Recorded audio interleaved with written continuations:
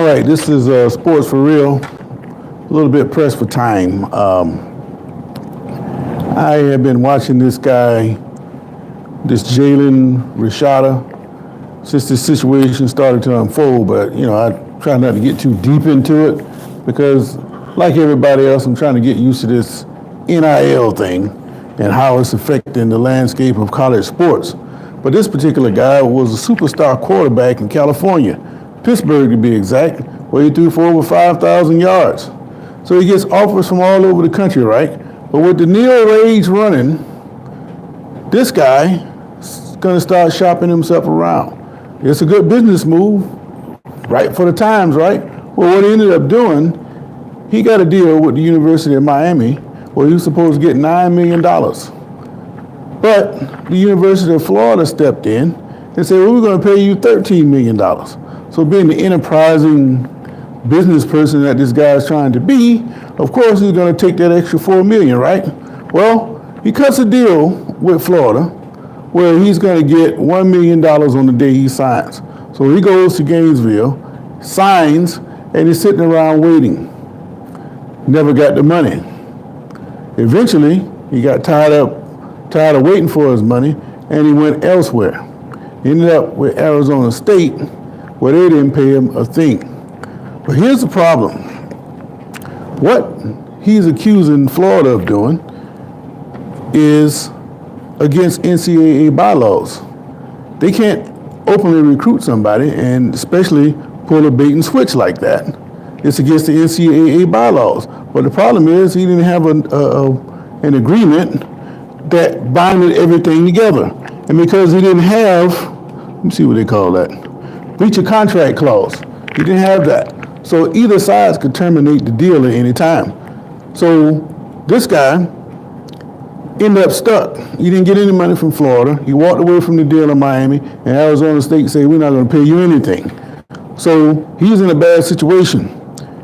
But the problem is that he is now suing the University of Florida, especially Billy Napier, for $10 million in damages. But the thing is, it's just like what we talked about yesterday, the Shine Eye. He was set up for a con man's pitch. He didn't get his money up front. He came to Gainesville with the expectation that he was going to get some money, when all along, all they wanted him to do was to come to campus and sign, because they figured, well, once he gets here, he's going to play. Well, that wasn't the case. He ended up going to Arizona State.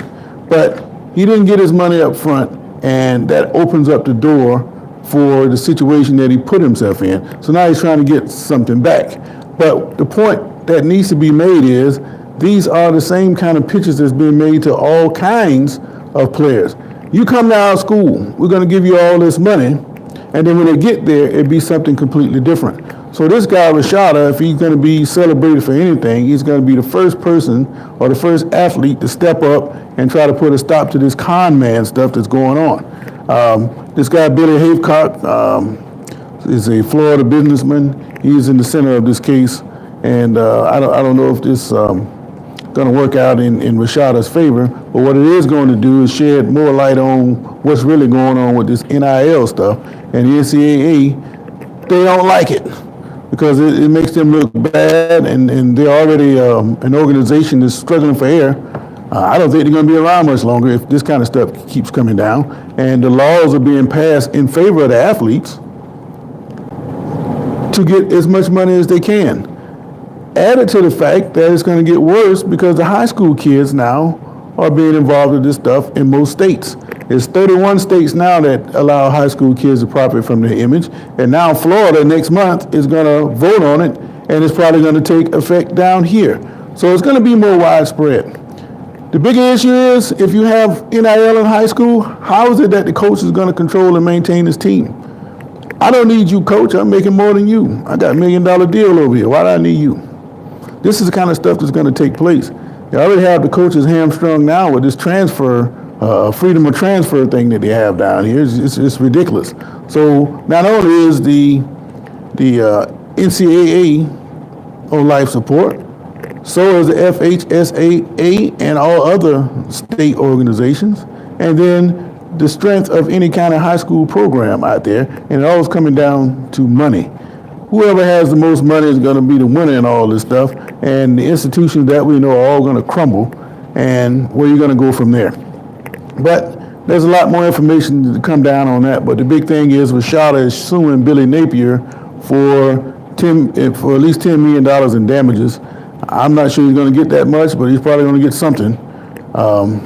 And that's something that Napier doesn't need. He's already on thin ice in Gainesville. And if he starts out the gate slow, he'd probably be gone by mid-season.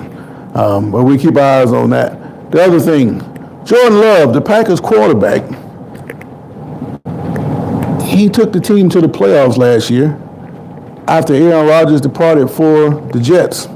But he was only on a one-year deal. They did not pick up his fifth-year option to pay him the big bucks. They paid him one year, and he didn't get anywhere near what he should have gotten. But now, he's claiming that he may not have the 24th season because he's only slated to make $13 million. Now, all these other quarterbacks, they're making $45 million and up now. Jared Goff just signed a big deal. Trevor Lawrence is on deck to get one. You know about Lamar Jackson and his big deal. Why not Jordan Love? He's young. He showed he has the aptitude for what's going on. So this is going to be a very exciting player in the future. Why won't the Packers stop playing these games and sign the man and get rid of all of this circus that's about to take place? But the good thing about it, and what's positive for the Packers, is Love, he hasn't missed any team activities. But he is saying, if I don't get paid, then he's not going to play. And how that will play out if they don't sign him over the summer, he's just going to wait until it's time to play, and then he won't be there. And then everybody's all excited about what could take place, especially after the whipping they put on Dallas in the playoffs. They're not going to like it, and it's going to look bad on the organization. So it's in their best interest to sign this guy now. But I think he deserves more than the $13 million he's slated to get. And in this case right here, it is worth it for this guy to sit out. I'm not really an advocate of sitting out. I mean, you sign a deal, you stick with the deal. But in a case like this, when everybody else is making 3 times what you're slated to make, it makes solid sense to sit out. All right. So again, I'm pressed for time this morning. I just want to talk about this Rashada guy. It's an interesting case. Napier, he didn't need it. The NCAA doesn't need it. So they may just pay this guy some money just to have him go away. And Jordan Love, he's going to get paid at some point, but when? I'll keep you posted as I get more information. Until then, got to go to work. This is Sports for Real.